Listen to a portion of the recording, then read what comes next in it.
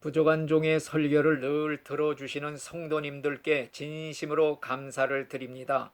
오늘은 설교에 앞서 제 소개를 간단히 해드리려고 합니다. 저는 예장 합동 측 인천노예 소속 은퇴 목사입니다.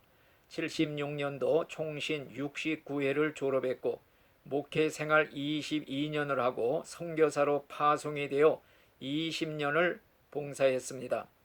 은퇴한 후에는 하나님이 주신 달란트를 가지고 마지막 봉사를 하고 있습니다. 영상 선교와 문서 선교와 거리의 전도자로 뛰어다니고 있습니다. 매주일 오후 4시 서울역 광장에서 5분 전도 설교를 한 후 전도지를 배포하고 있습니다.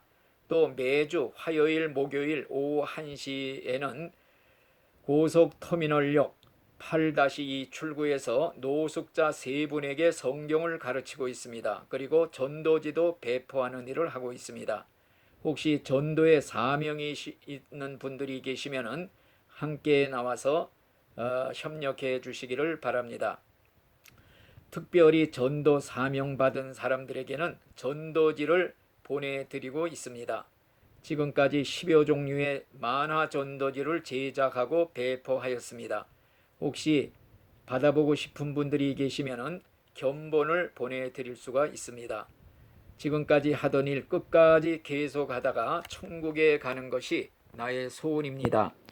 오늘의 성경 말씀은 로마서 3장 21절부터 22절의 말씀을 가지고 율법과 복음이라는 주제로 잠깐 말씀을 드리려고 합니다. 인류의 조상 아담과 하와가 하나님의 법을 어기고 범죄하였습니다. 네가 선악과를 먹는 날에는 정령 죽으리라. 이 말씀은 네가 내 말을 지키면 영생하리라는 뜻도 포함이 되어 있습니다. 오늘날도 하나님의 율법을 지키면 살고 지키지 않으면 죽으리라는 이 율법의 말씀은 지금도 유효합니다. 한 번은 어떤 율법사가 예수님께 나와서 내가 무엇을 하여야 영생을 얻으리까 이렇게 물었을 때 예수님께서는 율법을 행하라 그러하면 살리라 이런 대답을 했습니다. 오늘날도 율법을 지키면 살고 영생을 얻으리라 이 말씀은 유효합니다. 그렇지만은 율법을 지켜서 구원받은 사람은 세상에 한 사람도 없는 것입니다. 왜냐하면 율법을 지켜 구원받으려면 일생 동안 하나도 빠짐없이 다 지켜야 하기 때문입니다. 또 율법의 정신까지 지켜야 다 지킨 것이 되는 것입니다. 마음으로 미워하면 살인죄 짓는 것이며 음력을 품으면 간음죄를 짓는 것이라고 하였습니다. 그렇기 때문에 인간들은 율법 앞에서는 구원받을 사람이 한 사람도 없고 절망할 수밖에 없는 것입니다.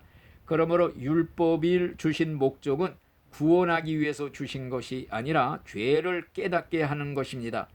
그래서 율법 외에 나타난 하나님의 의 그리스도를 찾게 만드는 것입니다.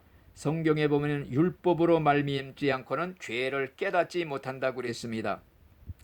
율법 앞에서 자신의 절망적인 상태를 깨달은 후에야 율법 외에 나타난 하나님의 의 예수 그리스도를 찾을 수가 있는 것입니다.